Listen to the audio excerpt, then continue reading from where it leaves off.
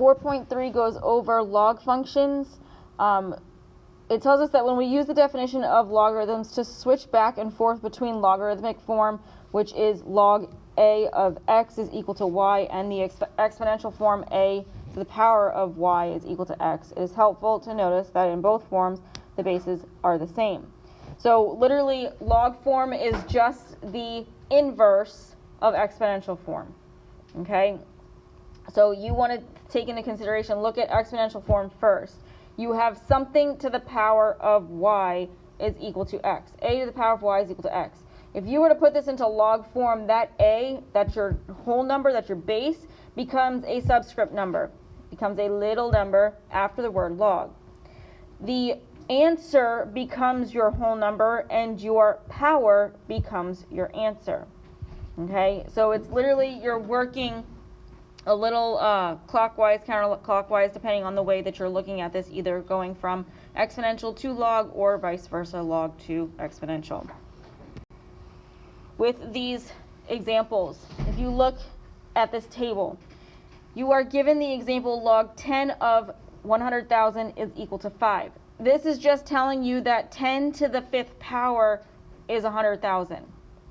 Same thing with log 2 of 8 is equal to 3. 2 to the 3rd power is 8. That's all it means.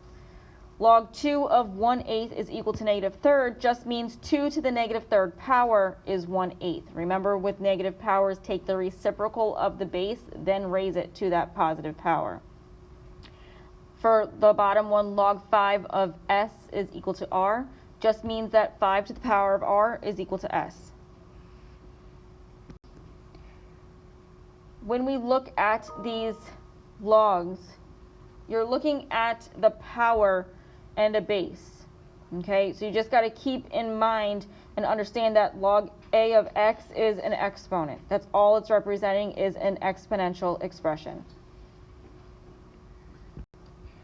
When we are evaluating logs, if we look at example 2a, we're given log 10 of 1,000 is equal to 3. If you aren't given that equal to, the only thing you'd have to do is ask yourself 10 to what power is 1,000? So if it just gave you to simplify or to evaluate log 10 of 1,000, so you would see this written as log 10 of 1,000, you're asking yourself 10 to what power is 1,000? Well, 10 to the 3rd power is 1,000, so that question mark would be 3. It would be equal to 3. Okay, same thing with B. Log 2 of 32. What is log 2 of 32? 2 to what power is 32? It's 5. For C, you have log 10 of 0.1. So 10 to what power is 0.1? You got to take into consideration, if you have log 10 of 0.1, 0.1 is what fraction? It's a lot easier to work with these as fractions than as decimals. So it would be 10 to what power is 1 over 10. If you're taking the reciprocal of 10 to get 1 over 10, it would just be -1. And then for D, yes. All right, so that last one, again, you have log 16 of 4 is equal to 1/2. So you would ask yourself, 16 to what power is 4? Well, take into consideration, if you took the square root of 16, you get 4, right?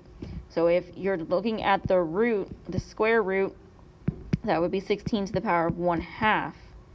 So that 1/2 is your answer.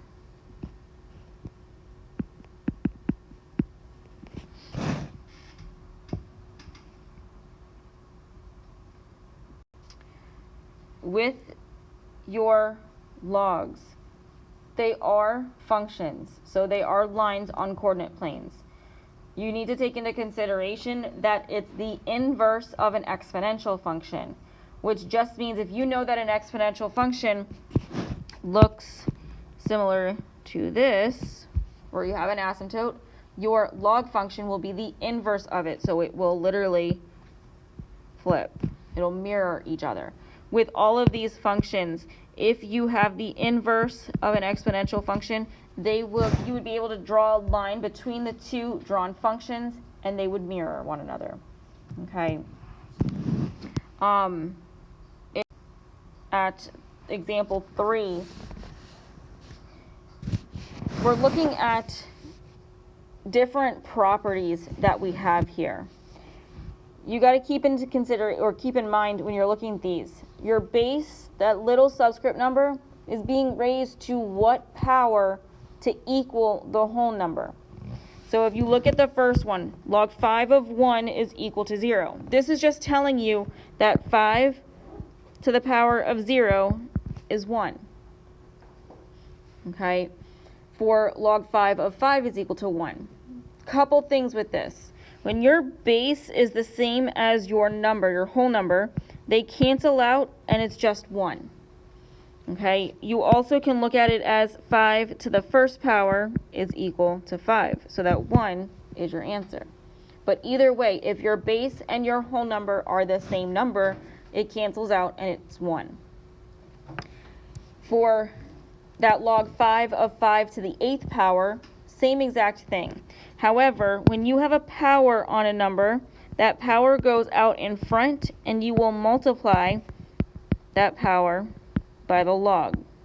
So this gives us 8 times log 5 of 5. Well, your base and your whole number are the same, so log 5 cancels, the 5 cancels, it just becomes 8 times 1, which is 8.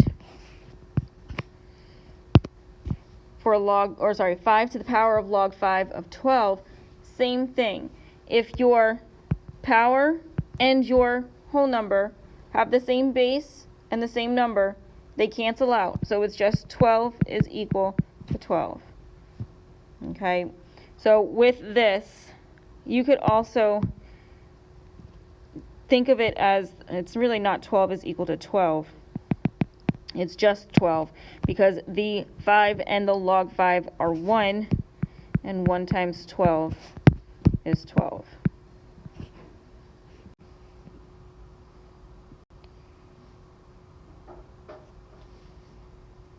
For your graphs of log functions, it tells us that we know that if a one-to-one function f has a domain A and a range B, then its inverse function f of negative 1 has a domain B and a range A. So your inverses of your functions switch.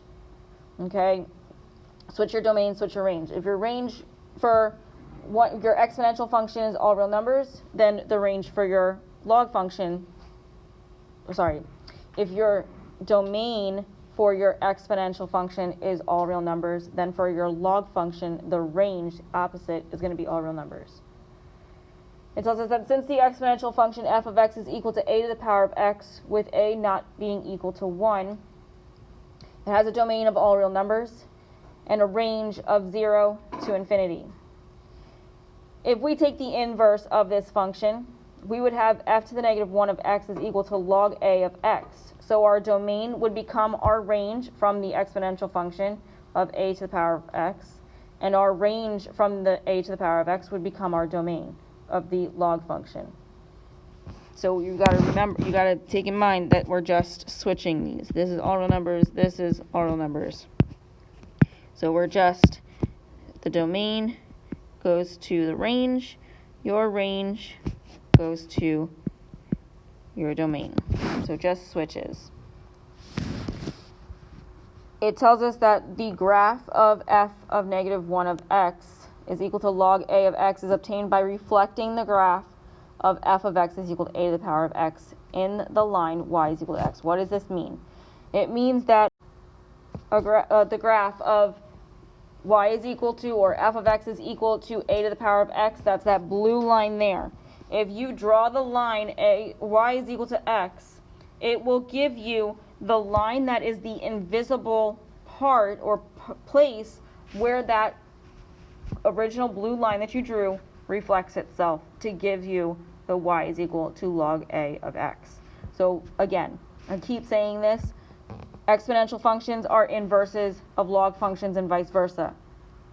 They will mirror one another when drawn both on the same coordinate plane.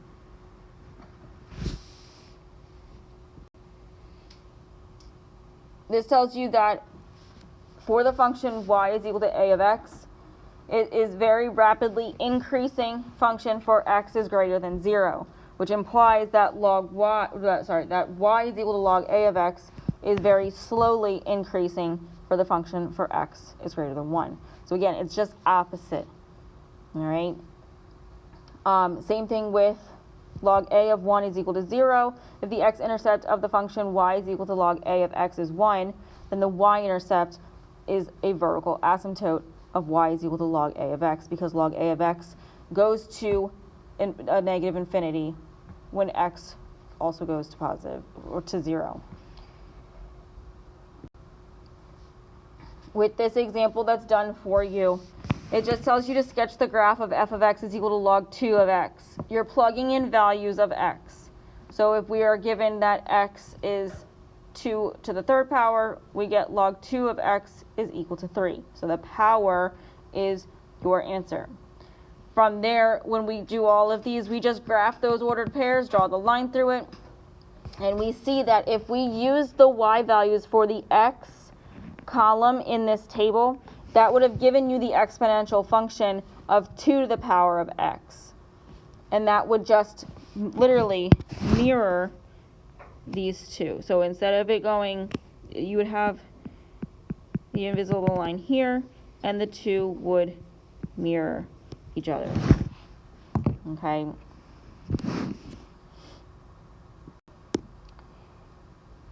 This figure shows the graphs of the family of log functions with bases 2, 3, 5, and 10. That red line is just y is equal to log 2 of x. The black line is log 3 of x. The blue is log 5 of x. And that purple is log 10 of x. So it just gives you the different functions with the different bases. They all look the exact same, just different places on the coordinate plane because they are all logarithmic functions. Your graphs are drawn by reflecting the graphs of these graphs that you just looked at are drawn by the functions that are reflecting the graphs of y is equal to 2 to the power of x, y is equal to 3 to the power of x, y is equal to 5 to the power of x, and y is equal to 10 to the power of x.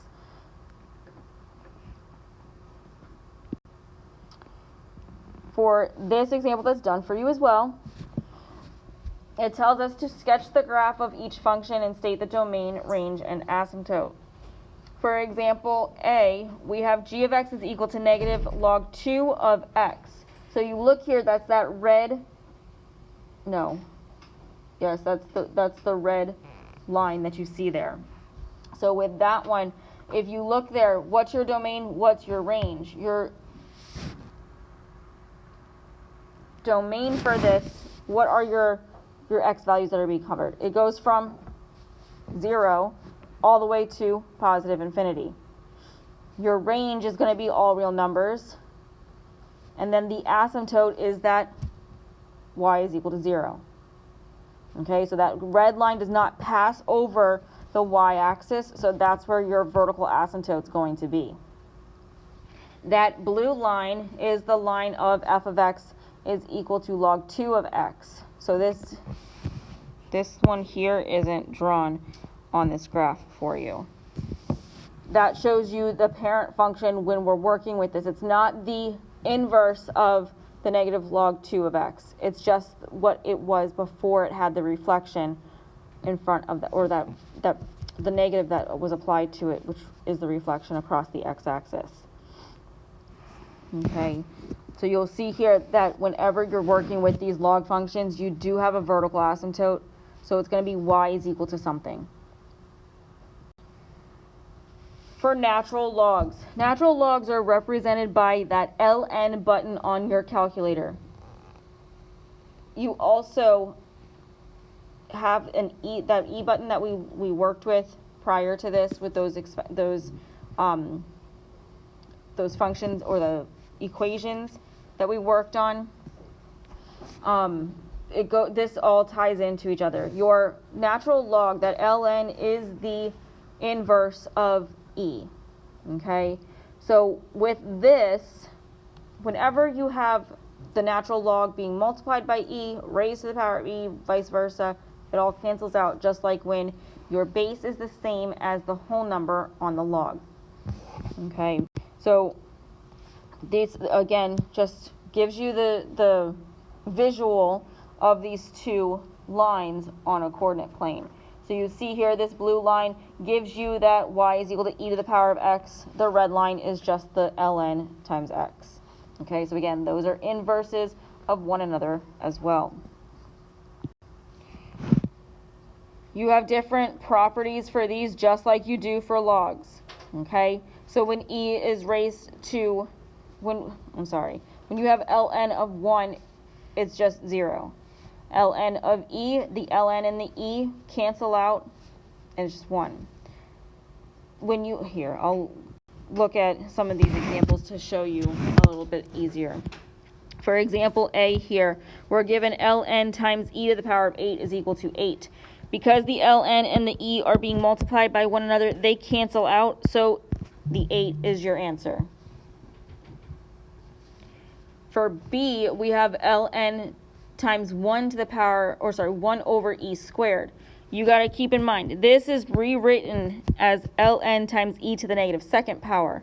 Remember, e to the second power in the denominator, if you want to take it as just a whole number, it would be e to the negative second power, because you take the reciprocal of it and get the negative. Your ln and the e are being multiplied, so they cancel, and you're just left with the negative 2. For C, ln of 5, that you have to use your calculator for. So you're going to have to type it in your calculator. You have that ln button, press that ln button, then 5, hit enter, and it gives you that answer, and you round.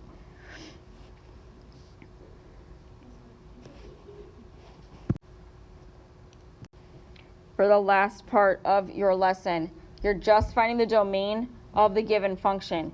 You have to keep in mind with these functions that are given to you what form they're in. We're looking at this one that gives ln, and then inside the parentheses you have 4 minus x squared. If you put this in the correct order, you would have negative x squared plus 4. So what does that 4 represent? That 4 represents, if you remember, when you do your transformations, that minus, or you think opposite, left 4. So with these, you want to take into consideration what you know about logs and your natural logs. So you're looking for the domain of this function. Domain is your x values. So where is your vertical asymptote going to be with this? If you're moving to the left 4, you also are doing that square root, so it's really not 4, it's 2. You want to take the square root of it. So it's going to be a negative 2, it's going to be a positive 2 with these. If you put it into your interval notation, like we've been working with, you're going to go from negative infinity up to negative 2, and then you have your 2 and to your infinity, but that's not, we're not working with this. It's just from negative 2 to positive 2. So your x values are going from negative 2 to positive 2. So your domain is from negative 2 to positive 2 in the form of negative 2 is less than x, which is less than 2.